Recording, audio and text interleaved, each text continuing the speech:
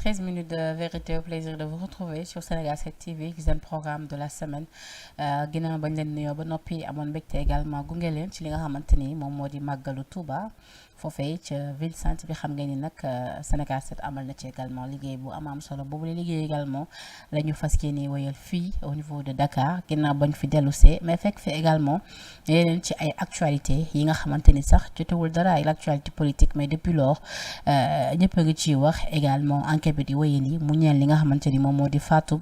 ki nga xamante ni moom moo di fecckat boobee di Aziz Dabala ak keneen ki nga xamante ni moom la dëkkaloon di Wally lu ni mel nag fiñ ci toll ci enquête bi tax ba ñu xëyee tey média yëpp ak it presse bi yëpp tey wax ci noonu également lañ ko fas yéene defee ci suñu plateau am mbégte di fi recevoir ki nga xamante ni moo di Papa Amadou Mbaye di juriste pénaliste ngir mun a waxtaan ak moom ci li nga xamante ni moo ñeel cette affaire parce que lu ni mel tamit su amee da ciy baax ñoom ci am seen gis-gis parce que ñu maîtriser li nga xamante ni moom moo di procédure yi la ñu Papa Amadou un plaisir comme toujours di la nuyu te di la bàyyi nga nuyoo. Bon, merci Penda. Je crois que le plaisir est partagé. C'est moi qui suis honoré, en tout cas, de revenir fi nga xamante ne moom mooy Sénégal 7. Donc pour discuter en tout cas des questions brûlantes de l'actualité, comme ni nga ko waxee. Donc di aussi ndokkeel la communauté mouride par rapport ak màggal bi nga xamante ne ni dem nañ ci jàmm ñëw ci jàmm. Donc ñu ñaan yàlla lépp lu ñu fa ñaan rek yàlla na ko yàlla def xéewal tàbbal ko ci Sénégal. di aussi féliciter toute l'équipe de Sénégal 7 bi nga xam ne def nañ ci un travail très en tout cas remarquable, très substantiel dans le cadre de la couverture de cette cérémonie en tout cas d'une grande envergure. Donc merci par rapport à l'invitation di ñaan yàlla aussi que débat bi nekk débat boo xamante ne ni débat bu constructif lay doon et que la lanterne des Sénégalais soit éclairée par rapport à l'ensemble des questions yi nga xamante ni dinañ ko soulever. Merci. Alors mardi bi précédé li nga xamante ni moom moo di vendredi wu màggal bi xam nga ni am na découverte bu nga xamante ni amal nañ ko foofee ca Pikine Technopole boobule découverte nag fekk sax ci en état de putréfaction li nga xamante ni moom moo di seen corps mu ñeel Aziz Dabala nekkoon fecckat fii ci réewum Sénégal ak ki nga xamante ni nee nañ c'est son neveu du nom de Boubacar Gano ñu fekk leen nag ñu faat leen ci anam bu ñaaw boobu ba tey nag xam nga ni DIC dafa récupérer li nga xamante ni moom moo di enquête bi ci loxo yu police bu ginnaaw raay ngir gën ci mun a amal liggéey bi nga xamante ni moom moo ca war boobu ba tey également tamit ñu ngi ciy dégg lu nekk mais ñun dañuy sukkandiku rek ci xibaar yi nga xamante ni jàpp nañ ñu wër te wóor la yu sukkandikoo ci suñu ay naataangoo yu ñu fësal ni ki mel ni ko journaux yu tey Libération L'Observateur Enquête ak yeneen i journaux yi notamment Public SN Public Journal entre autres mais ci lu ni mel médecin légiste bi tamit ñi ngi gis suñu naataango yu nekk ci Seneweb tey xëy titré ko muy wax anam yi nga xamante ni noonu la ñuy fàttee ku mel ne Boubacar Gano mu ngi naan Boubacar Gano alias Wally retrouvé mort en même temps que le danseur Aziz Dabala présenté comme son oncle a été victime d'une véritable boucherie. En atteste le rapport d'autopsie parcouru par l'Observateur li ni mel day bokk ci l'Observateur xëy titré tey nee na daal bu ñu sukkandikoo ci autopsie bi ci kooram fekk nañu ci ay une trentaine de plaies yi nga xamante ni mën na si ñoo jàpp ni arme blanche tranchante et pointue ak it nekk tamit arme bu gudd maanaam paaka la peut-être bu nga xamante ni bu gudd la moom lañ utiliser ngir jamat ko médecin légiste ba tey ci journal bi nee na le coup fatal s'est enfoncé dans le corps de la victime jusqu'à 7 centimètres sectionnant le tronc vasculaire et la partie initiale de la tranchée de façon complète. La même source ajoute que l'autopsie a en outre révélé 11 plaies de la nuque à la partie haute du dos, une éventration abdominale avec issue de viscères et d'autres blessures profondes sur les épaules et les membres supérieurs. mu mel ni kon bu ñu sukkandikoo ci médecin légiste bi ki leen faat moom da doon jamaat rek di dem. Finalement xamatul sa fan lay jam da doon jam rek di dem objectif am rek moo nekkoon ki muy jamaat daal moom na faatu mais bu ñu taxawee ci anam ba ñu génnee déjà àdduna laataa ñuy déglu sax dans le fond sur le plan de la justice tey jii lu ni mel ci réewum Sénégal mu nekk lu nga xamante ni xaaruñu ko woon surtout ci période màggal. waaw xam nga Penda mooy li ñuy wax tout à l'heure xam nga boo gisee le pourquoi à chaque fois que des crimes en tout cas de cette nature ñu constaté ko au Sénégal day créer ce qu'on appelle benn psychose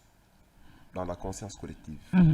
Parce que je tiens à rappeler que le Sénégal ne fait pas partie en tout cas des pays criminogènes. mooy dëkk yi nga xamante ne ni taux de criminalité bi dafa élevé. Le taux de criminalité est exponentiel. Le Sénégal n'en fait pas partie.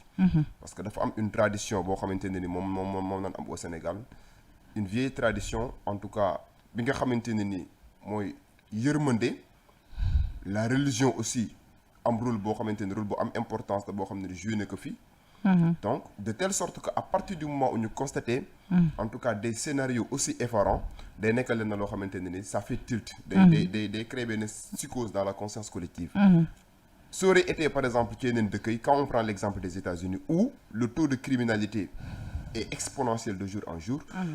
Da ngay constater ne foofu noonu bu fa ay crime amee ça n'empêche pas en tout cas aux populations de vaquer librement à leurs préoccupations. Pourquoi? Parce qu'ils sont habitués en tout cas à ces scénarios-là. Donc là-bas, c'est des pays en tout cas criminogènes, des sociétés criminogènes. Mais au Sénégal, nous ne sommes pas une société criminogène. Moo tax genre situation yi bu amee rek day créer benn psychose, day créer en tout cas benn tollé. Tout le monde en parle mais day créer aussi au-delà du fait que tey jii mu nekk leen na loo xam ne day défrayer l'actualité. day nekk leen na loo xam ne aussi day créer benn psychose benn stupeur stérile. ci ñi nga xam ne ñoom ñooy population yi. parce que da ngay dégg depuis lors ñu lay wax ne la man bu ma tëddee nelawuma. jusqu'à présent dama tiit donc toute la population est apeurée toute la population en tout cas est prise par une stupeur stérile. Parce que la société sénégalaise n'est pas une société criminogène. Parce que le taux de criminalité au Sénégal n'est pas assez exponentiel. Nii nañu à ce genre de situation. Donc bu amee nag jàngat yi ñu ci mën a def bari na. Parce que boo xoolee par exemple en criminologie benn matière la boo xamante ne dafa nekk en tout cas ci droit pénal. dañ lay wax ñu ne par exemple dafa am ay types de criminels. Il y a ce qu'on appelle des criminels nés si on suit la théorie de Lombroso ñoo xamante ne c'est des criminels nés. ñoo xam ne c'est comme si bu ñu ko mënee tënk ci wolof dañoo juddu pour par exemple nekk ay criminels de nature seen comportement de tous les jours seen acte de tous les jours à chaque fois que nga koy appréhender di ko analyser de boo leen xoolee da ngay xam ne ñii c'est des criminels on les appelle des criminels nés. loolu lan moo koy waral d'habitude. loolu en général li koy waral c'est des gens yoo xamante ne ni dañ koy judduwaale. day nekk leen loo xam ne c'est instinctif dañuy judduwaale ak méchanceté boobu dañuy judduwaale ak agressivité boobu noonu donc c'est comme si c'est des gens qui sont nés en tout cas pour s'adonner à des actes criminels ñooñu la Lombroso César Lombroso tuddee les criminels nés. Mais am na ñoo xamante ne ni c'est des criminels d'habitude ñoo xamante ne ni par exemple seen acte criminel circonstance tey jii moom moo koy justifier par exemple mën noonoo bañ a nekk des criminels de nature mais tey jii ñu am ak yow benn confrontation wala benn circonstance dab leen ñu commettre ce qu'on appelle des actes criminels. Il y a aussi en droit en criminologie ce qu'on appelle les criminels par passion mooy ñi nga xamante ne tey jëm dañuy commettre ce qu'on appelle des crimes passionnels par exemple tey nga jàpp sa copine en flagrant délit d'infidélité donc amour bi nga am ci moom nekk un amour inconditionnel loolu conduire la à ce que nga rey ka tu n'es pas criminel par nature mais c'est un crime passionnel. Donc boo xoolee par exemple en criminologie da lay expliquer tous les phénomènes criminels léegi nag phénomènes criminels yooyu noonu dafa am li nga xamante ne tey jii nii kat moom mooy des facteurs endogènes ak des facteurs exogènes boo xoolee par exemple les facteurs endogènes en général je dis bien la criminalité dafa nekk leen loo xamante ñu ngi koy gën a constater dans les endroits yoo xamante ne nii où la pauvreté est un peu ascendante mooy dëkk endroit yi nga xamante ne par exemple taux de pauvreté bi fa la ëppee en général foofu la ñuy gën a constater en tout cas li nga xam ne moom mooy les phénomènes criminels. Parmi les facteurs endogènes loolu lu koy waral. Bon li koy waral mooy par exemple xam nga à chaque fois qu'il y a une infraction dañuy xool le mobile de l'infraction et la plupart en tout cas des mobiles yi nga xam ne moom la ñu invoqué mooy ce qui a conduit en tout cas l'agent pénal l'infracteur à commettre l'acte criminel. Dans 90% des cas bu laajee carrément pourquoi nga commettre crime bi lu ci ëpp c'est le mobile est économique. oui xaalis dama waroon a jox xaalis. daf ma yore leen xaalis. dañ doon jeu hasard ma gagné ko mën na dama fay. Donc la plupart en tout cas des facteurs qui justifient la criminalité mobile bi day nekk un mobile en tout cas d'ordre financier d'ordre économique. moo tax souvent yenn crimes yu bëri ci banlieue bi nga koy gën a dégg. Voilà parce que c'est là où pauvreté bi fa la gën a ëppee en tout cas c'est très rare de constater ces scénarios ces crimes effarants en tout cas fi nga xamante ne tey jii moom mooy dans les villes ou bien dans des endroits yoo xamante ne nii les gens sont un peu riches donc loolu aussi benn facteur bu ñuy expliquer par exemple les facteurs de la criminalité da cee am benn affaire bu déterminant loolu mooy les facteurs endogènes maintenant boo xoolee par exemple les facteurs exogènes peut-être mën nañoo prendre en considération le fait que ñu dëkk ci ay dëkk yoo xamante ni éducation bi surtout aussi au niveau de la banlieue l'éducation reste à désirer la plupart en tout cas des jeunes yi nga xamante ne ni nekk nañ ci banlieue bi entre autres accordé woon une importance primordiale à l'éducation de base et à partir du moment où l'éducation de base est faussée bu fekkente ne par exemple nit ki judd na mu intégrer ce qu'on appelle une société boo ko waxee la société elle repose sur des valeurs la société elle repose sur le respect strict des règles yi nga xamante ne nii y a les règles juridiques les règles morales les règles religieuses léegi ki war a respecter règles yooyu noonu mooy ki nga xamante ne il est assez informé dans ça mais supposons par exemple quelqu'un boo xam ne bi mu juddoo demul daara demul école ses parents procuré wuñ ko benn éducation de base boo xam ne dina ko mën a permettre mu comprendre li mu war a def le respect bi nga xam ne moom la war a am à son semblable la considération bi nga xam ne moom la war a am à son semblable le degré de tolérance bi nga xam ne war na ko am ak képp ku muy jëflanteel bu fekkente ne faussé na éducation de base bi a priori kooku noonu tey jii nii pour mu màgg nekk un délinquant dans la société day nekk lenn loo xamante ne lu facile lay doon donc ça veut dire que éducation de base bi dès l'instant que nous faussé que wala par exemple ñu nekk des gens yoo xamante ne nii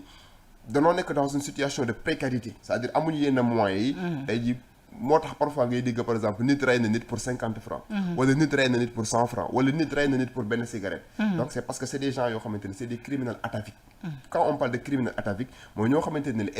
pour benn besoin bu ñu war a satisfaire jaral na leen ñu rey nit ñooñu nag ñoom la Lombroso César Lombroso tuddee en criminologie les criminels nés donc boo xoolee par exemple l'ensemble des facteurs que je viens d'analyser da ngay comprendre ne par exemple Sénégal donc war na noo mën a def de telle sorte que parents yi surtout réussir éducation de base bi. mais liñ amagum nii déjà.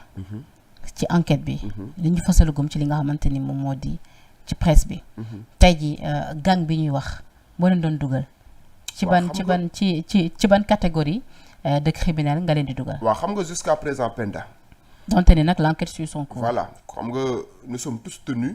par le secret de l'enquête et de l'enquête. jaragul ñuy wax instruction. parce que dossier bi présentement mu ngi phase d'enquête et que toutes les personnes en tout cas alpaguées dans cette procédure-là sont présumées innocentes. Oui. Ça aussi il faut le constater parce que la présomption d'innocence conception bi nga xamante ne ñun juristes yi surtout pénalistes yi moom lañ ci am mooy nit ki il est présumé innocent tant que condamné gun ko et même s'il est condamné faudrait-il encore que toutes les voies de recours soient purgées. C'est-à-dire à partir du mois où ñu ngi dans la phase de la garde à vue loolu moo tax ñu leen di considérer comme des suspects. Parce que article 11 du code de procédure pénale dafa accorder une importance primordiale au secret de l'enquête et de l'instruction mooy l'enquête est secret et toutes les personnes yi nga xam ne dañuy concourir à cette enquête là ils sont tenus au secret professionnel. Même tey jii nii ñi nga xam ne ñoom ñooy enquêteurs yi ils sont tenus par le secret de l'enquête. Les avocats sont tenus par le secret de l'enquête. Les magistrats sont tenus par le secret de l'enquête. Le public en tant que tel est tenu par le secret de l'enquête. Donc on n'a pas le droit de révéler li nga xamante ne tey jii moom mooy des choses secrètes ci enquête bi même bu fekkente ne aussi en droit il y a une autre problématique la difficulté de concilier li nga xamante ne moom mooy le droit d'information ak le secret de l'enquête dafa xaw a paradoxal parce que boo demee ci constitution danaa la nit ñi am nañ droit ñu informer leen. La Constitution du Sénégal consacre le droit à l'information du public. Mais le droit à l'information du public ne doit pas en tout cas être en contradiction ak li nga xamante ne tey jii moom mooy le secret d'enquête bi nga xamante ne ni code de procédure pénale day bañ en tout cas ñu koy wasaare. moo tax sax souvent yenn journalistes dañuy am yenn information yi mais amuñu droit li nga xamante ne moo di relater ko. Donc de ce point de vue là même les journalistes sont tenus en tout cas par le secret de l'enquête bi nga xamante ne day interdire ñu def yenn commentaires approfondis par rapport à des faits yoo xamante ni présentement dañoo nekk en phase de la garde à vue. Maintenant quand on analyse par exemple on peut orienter l'analyse en tout cas sur les principes parce que présentement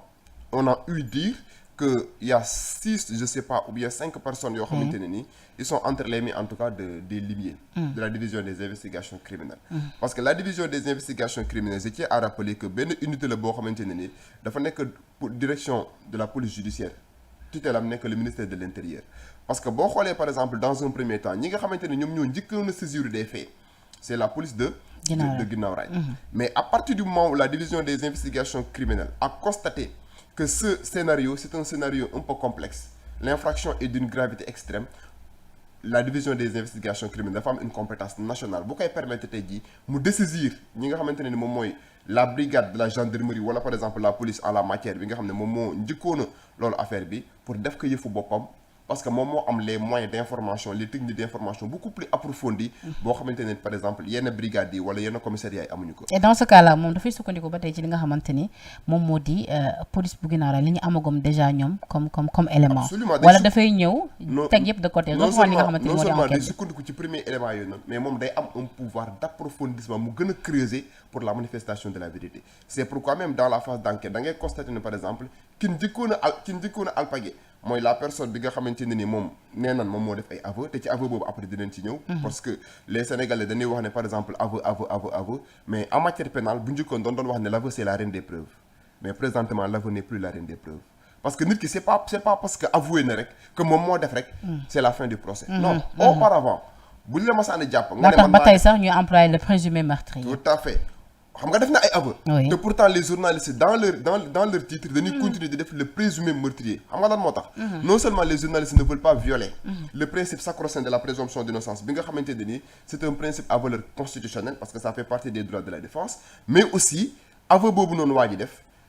c'est laissé à la libre appréciation des autorités de poursuite parce que présentement mënuñu wax les autorités de jugement en procédure pénale il y a 3 phases enquête instruction jugement nous en sommes à présent à la phase d'enquête mooy lan waaje bi nga xamante ne tey jii jàpp nañ que les officiers de police judiciaire ñoo leen tuddee les officiers de police judiciaire mooy éléments yi nga xamante ni dig ñoom lay envoyé ñuy enquête di def ay investigation ce sont les officiers de police judiciaire bul la jàppee par exemple dañ lay auditionner dans cette phase de la procédure tu es considéré comme une personne suspecte mooy tu es suspecté d'avoir commis une infraction. mais avant loolu sax c'est-à-dire fi nga tax am na solo mais pour ñi seetaan gën a comprendre